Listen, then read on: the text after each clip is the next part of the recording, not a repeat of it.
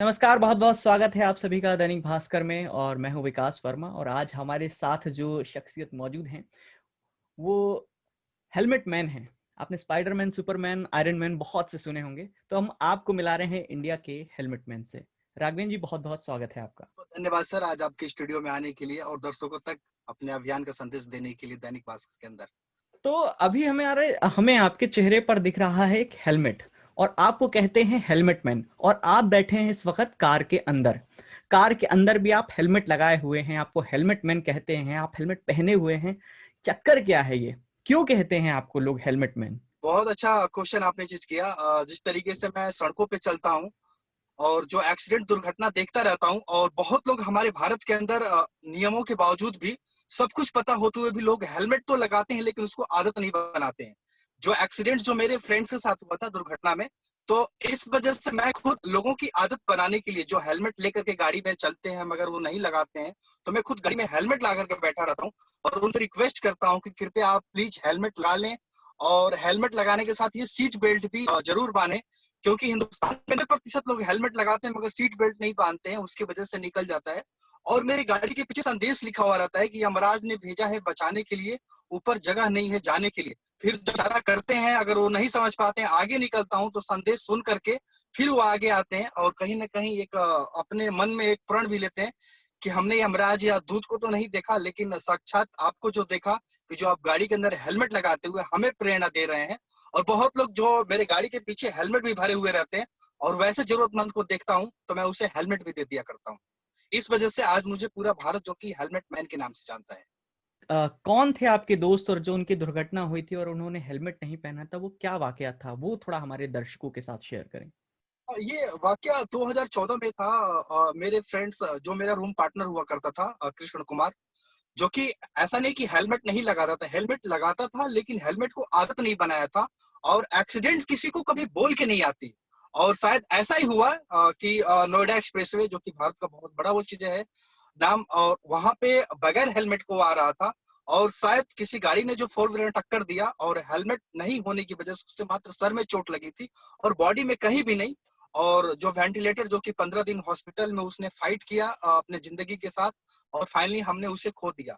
और सबसे बड़ी बात है कि जो मेरा फ्रेंड्स था, माँ बाप इकलौता लड़का था और जो कि हमने ये देखा कि भारत में जो प्रति वर्ष 1.5 लाख लोगों की मौत होती है, तो उसमें 50,000 ऐसे लोगों की डेथ होती है जो अपने घर के सिंगल चिराग होते हैं।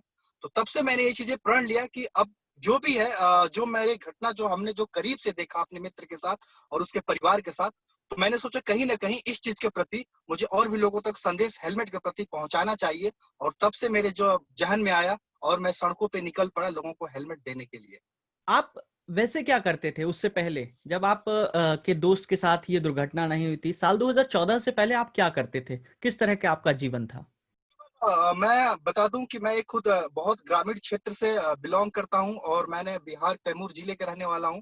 वहां से मैं 2009 में दिल्ली गया था पढ़ाई करने के लिए लॉ ग्रेजुएट्स की, और हमने 12th के पढ़ाई के बाद भी पैसे नहीं थे कि मैं दिल्ली तक पहुंचूं और संघर्ष अपनी पढ़ाई करवाऊं।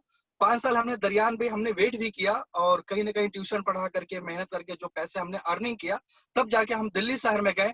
और दिल्ली शहर में जाने के बाद काफी सारे कॉलेज में आपको पता है कि जो मित्र बनते हैं, तो उसमें से जो हमारा रूम पार्टनर जो मिला था, जो कृष्ण कुमार फ्रेंड्स था, वो काफी हमारी मित्रता हुई। लगभग 5 साल की जो पढ़ाई थी, वो इंजीनियरिंग कर रहा था, मैं लॉ कर रहा था। और हम एक अलग अलग सेक्टर के भले ही पढ़ाई कर रहे थे कि रूम कमरा एक ही था, हॉस्टल। तो इस वजह से हमारी इतनी मित्रता की वजह से जो घनिष्ठता बनी थी। और उसके बाद जो मैं खुद 1 साल उससे सीनियर था और मैं अपना जॉब भी किया करता था पढ़ाई के दरमियान, वो इंजीनियरिंग के फाइनल ईयर में था। तो हमने कभी इस तरह से सोचा नहीं था और मेरी कार्य भी बहुत अच्छी चल रही थी। और अचानक से ये एक्सीडेंट हुआ जिस तरीके से, वो कहीं ना कहीं मुझे बहुत बड़ी एक वो चीजें मिली कि मैं अपने जो मित्र को खोया हूं और मुझे लगा कि नहीं, भारत के समाज के अंदर ऐसे करना चाहिए कि जो कहीं ना कहीं, तो इसलिए मैं लोगों को सड़कों पे चल पड़ा अपने अभियान मिशन के मित्र के प्रति कार्य करने के लिए। सुनने में ये भी आया कि आपने अपना घर भी बेच दिया, ज्वेलरी तक गिरवी रख दी। तो ये इतना सब क्यों? क्यों और वो सिचुएशन क्या थी जब ये करना पड़ा आप?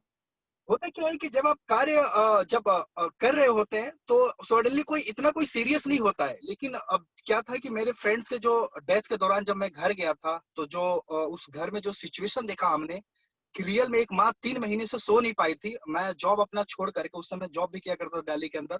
वो सिचुएशन मैंने जो चीज़ें देखा करीब से, उसके बाद लगा कि लोगों को जागरूक करना चाहिए। तो जो उसके घर में जो पुस्तक पड़ी हुई थी, वो मैंने उठा ली थी। वो मैंने किसी बच्चे को, गरीब बच्चे को चीज़ दिया हुआ था। तो जो दरमियान जब जॉब करने के अनुसार में कभी दिक्कत नहीं हुआ करता था कि यहाँ हेलमेट बाँटने के लिए 100-200 हमने हेलमेट उठाया, लोगों को ऐसे दे दिया करा सड़कों पे। लेकिन 2 साल बाद एक माँ का फ़ोन आया कि सर आपके पुस्तक देने की वजह से मेरा बेटा जिले में प्रथम स्थान लाया। और सबसे बड़ी बात है कि वो पुस्तक मेरे फ्रेंड्स की थी।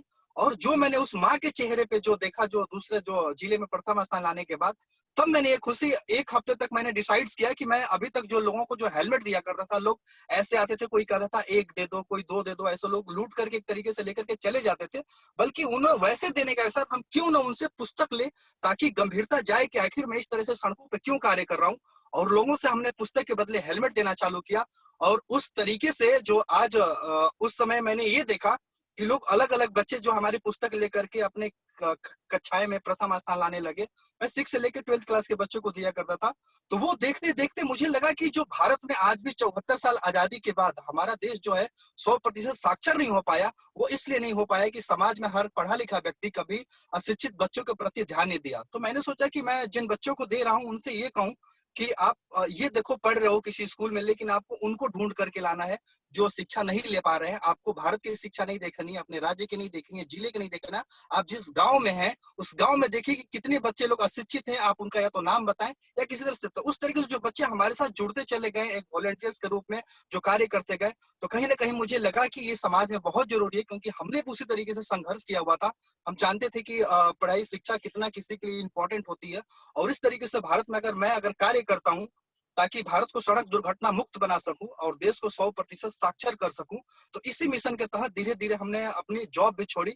और इस कार्य में इतना डेप्थ तक, एक तरीके से जो आप कार्य करने का जो धीरे-धीरे नशा मतलब आने लगा, जो लोगों की उम्मीदें हमसे बढ़ने लगी। क्योंकि मैंने कोई ट्रस्ट और एनजीओ बनाया नहीं था इस कार्य के लिए, और मैं बस एक अपने मित्र के तहत करे, और लोग हमारे हजारों में मित्र बनते चले गए, जिनको मैं दे रहा था, जिनको मैंने हेलमेट दिया था। उनके भी घर से कॉल आ रहे थे कि सर आपकी वजह से मेरा बेटा आज बच गया। कभी कोई मेरे पास मिठाई लेकर के आया करता था, कोई कुछ बताया करता था। कुछ ऐसे भी ग्रामीण क्षेत्र में बच्चे थे जो 7-8 क्लास में पढ़ते थे, उन्होंने मेरे लिए 2-2 4-4 हजार पुस्तकें इकट्ठा किया करते थे। तो कहीं ना कहीं वो चीज मेरे अंदर मोटिवेशन थी कि एक मैं पढ़ा लिखा होकर के अगर इतना बड़ा सोच सकता हूँ, जो बच्चा नहीं पढ़ा है वो इतना हमसे भी बड़ा कार्य करने के लिए आगे वो आ रहा है, तो कहीं ना कहीं हमें इस देश के लिए जरूरत पड़ी।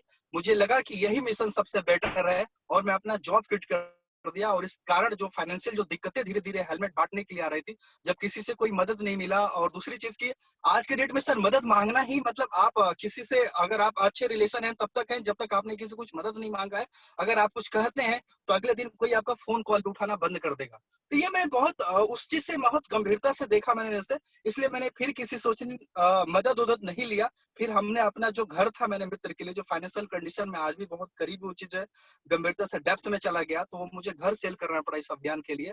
और जो इसमें सबसे बड़ी बात, मैं धन्यवाद देता हूँ अपने फैमिली वाइफ को भी, कि जो भी एक, वो भी पढ़ी लिखी एमबीए है, लेकिन वो हाउस वाइफ भी थी। लेकिन उसने देखा जो अपने मिशन के लिए इस तरीके से परिस्थितियां, जो प्रॉब्लम्स आई, तो ज्वेलरी भी, मुथूट फाइनेंस तक, आज मेरे पास हर चीज का एक बिल है। जैसे लोगों के पास मैं हेलमेट दिया करता हूँ, अभी जो भारत में 48,000 लोगों तक जो हमने हेलमेट दिया हुआ है, एक एक इंसान का नाम की भी डिटेल है। तो वो हमारे जब सपोर्ट्स मिला फैमिली की तरफ से, तो ये मैंने, क्योंकि मैंने वो देखता हूँ कि भारत के जो अलग-अलग राज्य में जाता हूँ, जहाँ पे जिस परिवार में दुर्घटना हो चुकी रहती है, कभी-कभी किसी भिखारी को मुझे मुख्य अतिथि बनाने का जो मौका मिला, आप देखेंगे सोशल मीडिया पे, उसका बस यही गलती था कि उसके पति ने हेलमेट नहीं लगाया था, उसके बेटे ने, जो कि अपना घर भी बेच दिया, जमीन भी बेच दिया, लेकिन अपने परिवार को नहीं बचा सकी। तो आज कहीं न कहीं मुझे अपने घर बेचने के बाद भी, ज्वेलरी बेचने के बाद भी, फाइनेंशियल में या नौकरी छोड़ने के बाद भी कहे, फिर भी मुझे गर्व होता है कि मैं अपने भारत में अपने लोगों को एक मित्र मान करके जो अपना कार्य कर रहा हूँ, और इस तरीके से भारत को सड़क दुर्घटना मुक्त बना रहा हूँ, ताकि हर घर में जो प्रति वर्ष, जैसे मैंने कहा कि 1.5 लाख में से 50,000 जो घर के सिंगल चिराग बुझ जाते हैं, तो उस तरीके से अगर 10 घर के भी अगर बुझने से अगर बच जा रहे हैं, तो ये मेरे लिए बहुत खुशी की बात है। सब कब तक ऐसा ही चलता रहेगा? मतलब आपका जो मिशन है, आप वन मैन आर्मी कब तक चलता रहेगा? क्या जरूरत है सोसाइटी में बदलाव की, और क्या जरूरत है सरकार के स्तर पर बदलाव लाने की? क्या लगता है आपको? अब जैसे मैं अपने मिशन द्वारा जो अलग-अलग स्टेट में जो कार्य करता हूँ, कि आप जैसे हमें सड़क दुर्घटना को रोकना है, लोग कहते हैं कि लोग जानबूझकर नहीं, जैसे मैंने फोटो खींचो रोजगार बढ़ाओ का अभियान चलाया था कि बिना आप हेलमेट और सीट बेल्ट वाले का फोटो खींच कर लाए दें, तो मैं उसके बदले में 50 रुपए दूंगा, जहाँ पे कि हमारे भारत के अंदर बहुत ट्रैफिक पुलिस की कमी है, जिसका अभाव है। तो वो समय था कि आज से 2 साल पहले लोग फोटो खींच कर लाने लगे, हमने 50 रुपए दे रहे थे, तो लोगों में जागरूकता इस तरीके से आ रही, तो कुछ बच्चों को इस तरीके से मैंने प्रेरणा दी। सबसे बड़ी बात है कि जो भारत के अंदर जो बहुत सारे मैं स्कूल कॉलेज जहाँ पे पुस्तकें देता हूँ या बहुत चौराहे पे बुक बैंक बॉक्स बनाया हूँ, ये देखता हूँ चाहे कोचिंग हो, इंस्टीट्यूट हो, कोई भी हो, जो पेरेंट्स अपने बच्चों को स्कूल छोड़ने जाते हैं, वो बगैर हेलमेट जाते हैं अपने बच्चों को स्कूल छोड़ने के लिए। जैसा कि पिछले साल केंद्र सरकार ने जो 4 साल के बच्चे के ऊपर जो हेलमेट का नियम लागू किया, इसके लिए मैं बहुत-बहुत धन्यवाद देता हूँ। मैंने भी अपने तरह से लेटर दिया हुआ था सरकार को चीज़ों करने के लिए, और उसमें ये है कि अब अगर ये जो स्टेप जो स्कूल कॉलेज हैं, जो रजिस्ट्रेशन के नाम पे जो अलग जो फीस के अलावा जो चार्ज लेते हैं, अगर जिस तरीके से 4 साल के बच्चों के ऊपर हेलमेट लागू है, अगर स्कूल अपने स्तर पे जो ब्लेजर दे रहा है, झोला दे रहा है, सारे ड्रेस दे रहे हैं, अगर वो हेलमेट देने लगे, तो बच्चों के अंदर धीरे-धीरे उस हेलमेट के प्रति रोड सेफ्टी के प्रति जागरूकता आने लगेगी। उसी तरीके से कॉलेज में भी अगर जैसे हमारा मित्र गया था, अगर जो कॉलेज भी अपने बच्चों को फर्स्ट ओरिएंटेशन डे पे ही अगर उस तरीके से हेलमेट दें, क्योंकि हम सरकार के भरोसे हर चीज़ नहीं रह सकते हैं। जिनको अटेंडेंस चाहिए 90%, बहुत सारे इंस्टीट्यूट्स होते हैं जो कहते हैं कि नहीं हमें अटेंडेंस इतना प्रतिशत है, और वो बच्चा प्रतिदिन रोड से ही सफरिंग करके जाता है, तो कहीं न कहीं उसकी सुरक्षा के लिए हर ऑर्गेनाइजेशन को अपने लेवल पे स्टेप पे जो भारत में जो सड़क दुर्घटना जो विश्व के स्तर पे बहुत बड़ी एक कोरोना महामारी से भी जो बड़ी महामारी बनी हुई है, तो हर किसी को अपनी एक ड्यूटी निभानी होगी। कॉलेज प्रशासन को भी बगैर हेलमेट्स के अपने कॉलेज के अंदर एंट्री नहीं देना चाहिए। प्रशासन को भी एक तरीके से होना चाहिए कि नहीं, बच्चों को भी छोटे से उनको हेलमेट मिले, ताकि पेरेंट्स खुद अपने बच्चे को हेलमेट के प्रति जागरूक कर सके। और इस तरीके से जो मैं अपने छोटे-छोटे जो स्टेप पे कार्य कर रहा हूँ, जो कि आपने देखा होगा कि मैं एक हेलमेट के साथ अभी कोरोना काल में 5 लाख की दुर्घटना बीमा भी दे रहा हूँ, क्योंकि मेरे हेलमेट जो देने की वजह से ऐसे 40 से 50 फैमिली हैं जिनकी दुर्घटना हो गई। इस कोरोना काल में लोगों ने हमसे मदद मांगा था कि आप प्लीज हमारे परिवार को मदद करें, और ऐसे देखता हूँ कि दुर्घटना की वजह से वो परिवार में जो बच्चे बाल मजदूरी करने लगते हैं, कहीं ना कहीं ये दिन दौरान अगर उनको सरकार की तरफ से उनको सहायता करना चाहिए, तो उसके लिए मैंने एक हेलमेट के साथ जो मैं आपको अगर दिखाऊं, 5 लाख दुर्घटना बीमा होती है, वो मैं किसी को भी पर्सन को हेलमेट देता हूँ, साथ में 5 लाख की दुर्घटना बीमा देता हूँ, ताकि वो 1 साल के लिए हमें वो याद रखेगा, और भविष्य में कुछ हो तो उनको मतलब 5 लाख रुपए की आर्थिक सहायता मिल जाए। यही कार्य सरकार भी अगर चालान के बदले अगर लोगों को हेलमेट अगर देने लगे, अगर दुर्घटना बीमा, तो कहीं ना कहीं जो हमारे देश में जो ब्लड बैंक जो खून की कमी हो जाती है, जो कि आए पर्सन को भी इलाज के लिए देखते हैं कि जो कि दुर्घटना में चला, तो उसमें एक सबसे बड़ी कमी आएगी, और डेथ रेशियो में भी कमी आएगी। और इसके ऊपर जो मोटर व्हीकल एक्ट जो लागू हुए हैं इतने सख्ती के बावजूद भी जिस तरीके से लोगों का ग्राफ नहीं बढ़ रहा है, उसमें दुर्घटना में कमी आ रही है। तो ये जो स्टेप होता है चालान के बदले जो हेलमेट देना या फिर उनके लिए चीजें करना, तो एक धीरे धीरे बहुत बड़ा बदलाव आता है लोगों के अंदर। और इस तरीके से जो छोटे छोटे स्कूल हो या कॉलेज हो, जो अपने बड़े बड़े होर्डिंग्स लगाते हैं 100% प्लेसमेंट या अच्छी रैंकिंग के लिए, बल्कि अपने कॉलेज के दीवारों पे या पाठशाला में रोड सेफ्टी को लेकर के इस तरीके से स्टेप करें, और गवर्नमेंट भी इस पे चीजें ले। और मैं एक अपने तरफ से सरकार को भी सुझाव के लिए कि भारत में जितने भी टोल टैक्स हैं, तो वहां पे भी मैं प्रयास कर रहा हूँ। कई टोल टैक्स पे नियम लगवा भी चुका हूँ कि बगैर हेलमेट कोई टोल टैक्स पास न करे। जहां पे मेरा फ्रेंड डेथ हुआ था यमुना एक्सप्रेस वे, आज जो पिछले साल ही 1 जून को नो हेलमेट नो पेट्रोल का जैसे लागू हुआ था, और वहां पे 15 जून को टोल टैक्स पे यह नियम लागू हो गया कि बगैर हेलमेट टोल टैक्स पास नहीं करेंगे। तो सरकार को इस तरह से भारत के और भी टोल टैक्स पे होना चाहिए। मेरी वैसे प्रयास जारी है, ताकि टोल टैक्स पे ही मैं एक हेलमेट का बल्कि 100 का भी उपलब्ध कर दिया जाए कि बगैर हेलमेट टोल टैक्स इस तरह से पास करते हैं तो वहां पे 2000 का जुर्माना, या तो आप हेलमेट लेकर गुजरे, क्योंकि बहुत सारे एनएच पे एक्सप्रेसवे पे जो दुर्घटना हो रही है, तो इस तरीके से बदलाव ला करके हम धीरे धीरे दुर्घटनाओं में चीजें कमी ला सकते हैं। बहुत बहुत धन्यवाद राघवेंद्र जी हमसे बात करने के लिए। और आपका जिस तरीके से कैंपेन चल रहा है, हम उम्मीद करते हैं कि लोगों के अंदर भी जो है एक अंडरस्टैंडिंग होगी, लोग सेंसिटाइज होंगे।